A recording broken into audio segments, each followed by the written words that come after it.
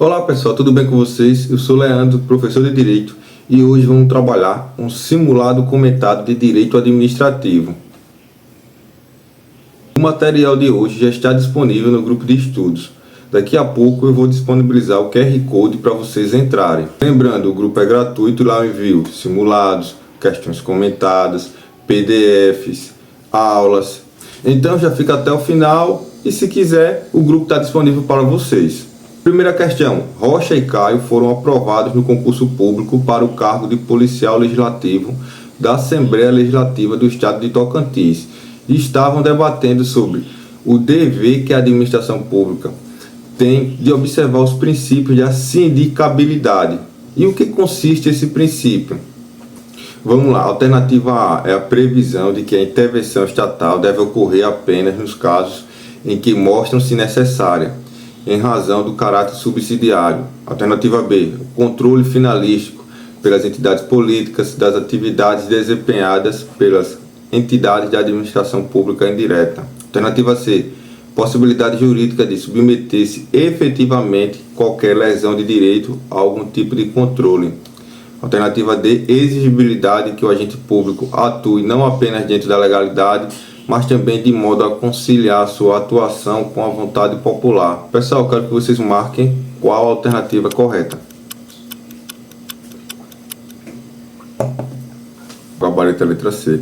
O que a gente tem que saber? Qual o conceito de sindicabilidade? Ele está relacionado a sindicável, sindicância, investigação, controle.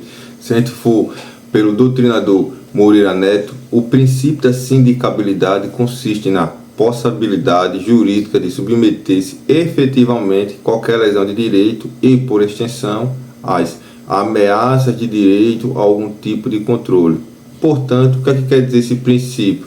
Em questão, ele informa que toda ação estatal ele está sujeito à realização de controle. Nos termos da Lei 14.133 de 2021, a extinção do contrato poderá ser determinada por ato unilateral e escrito da administração, exceto nos casos de descumprimento decorrente de sua própria conduta. Nesse sentido, essa característica marcante e que diferencia os contratos administrativos dos contratos privados, que está sujeito a uma equivalência jurídica entre as partes contratantes. Trata-se de, então, falando aqui da lei de licitação, qual das alternativas está correta? Vou dar um tempo para vocês pensarem.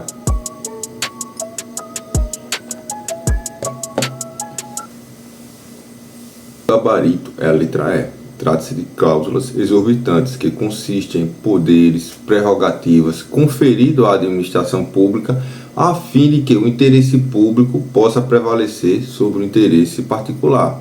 Nesse sentido, o artigo 104 da Lei de Licitação ele enumera as cláusulas exorbitantes, além de outras previstas em outros artigos.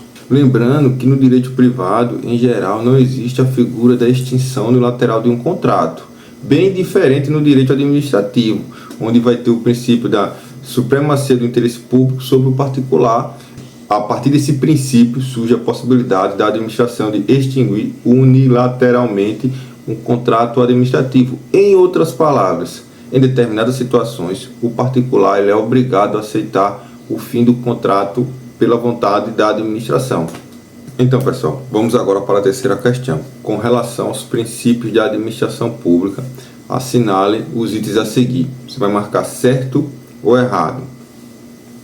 Em razão do princípio da tutela, a administração pública possui o poder e dever de rever os seus próprios atos, seja para anulá-los por vício de legalidade, seja para revogá-los por questões de conveniência e oportunidade. Essa afirmativa está certa ou errada? Coloque aqui nos comentários, tá?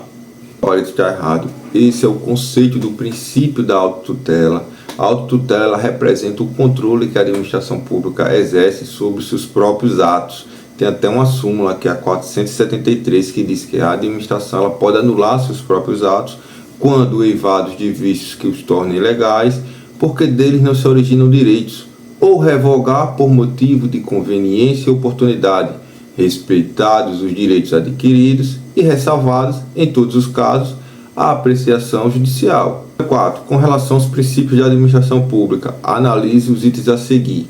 Então, a gente vai marcar certo ou errado.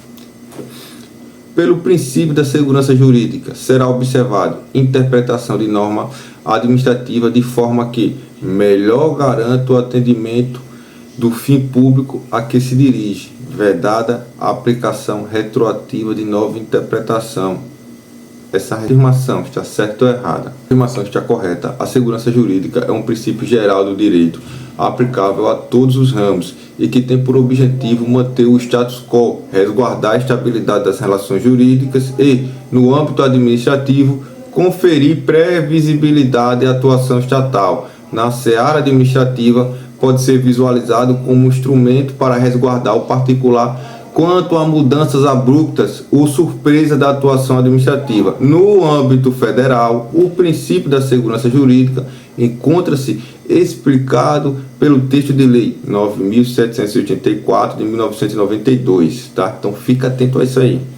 Número 5, com relação aos princípios de administração pública, analise os itens a seguir. O candidato vai marcar certo ou errado. O princípio da especialidade estabelece a necessidade de ser expressamente indicada na lei a atividade a ser exercida descentralizadamente pela entidade da administração indireta.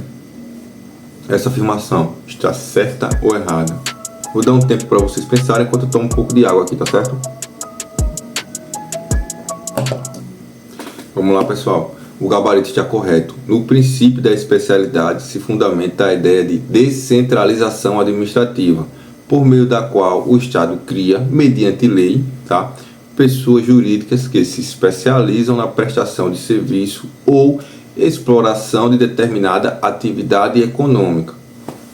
Lembre-se, a principal característica dessas entidades é que elas devem perseguir objetivos legalmente específicos, não devendo haver um distanciamento entre a sua atuação e as finalidades específicas que nortearam sua criação. Questão número 6. A descentralização administrativa pode ocorrer mediante outorga ou delegação. Em relação ao assunto, é correto afirmar ser uma característica da descentralização por outorga. Opções, mas para você responder, você tem que saber a diferença entre descentralização mediante outorga e descentralização por delegação. Vamos fazer uma revisão aqui rapidinho. A descentralização pode ser mediante outorga ou delegação. A descentralização mediante outorga, ela se dá quando o Estado, mediante lei, cria uma entidade ou autoriza sua criação e transfere a ela um determinado serviço público. É o que ocorre com as entidades da administração indireta. Em especial, podemos falar aqui, autarquia, fundações públicas, empresas públicas, sociedade de economia mista. O que é importante? Registrar que a descentralização mediante outorga, em geral, ela se dá com prazo indeterminado. Por sua vez, a descentralização mediante delegação, ou conhecido como descentralização por colaboração, ocorre quando o Estado, mediante ato ou contrato, que não está previsto em lei, ele transfere a execução de determinado serviço público. Então, essa é uma das principais diferenças. Portanto, a alternativa correta é a letra D, que diz que ocorre a criação de entidade da administração indireta e a transferência a elas da titularidade e execução do serviço público. Então, fiquem atentos a isso, porque é uma situação que é cobrado em prova de forma recorrente quando trata-se de descentralização. Você tem que saber qual a diferença de descentralização por outorga e descentralização por delegação, tá certo? 7, para finalizar, assinala a alternativa que apresenta corretamente o poder da administração pública, que se manifesta pela edição de decretos no exercício de sua competência privativa do chefe do Poder Executivo, para fiel execução da lei em vigor. Qual das alternativas é a resposta correta? É poder regulamentar, é poder hierárquico, é poder discricionário, é poder disciplinar, é poder de polícia? E aí, pessoal, o que é que vocês acham? Quem de vocês marcou a alternativa A?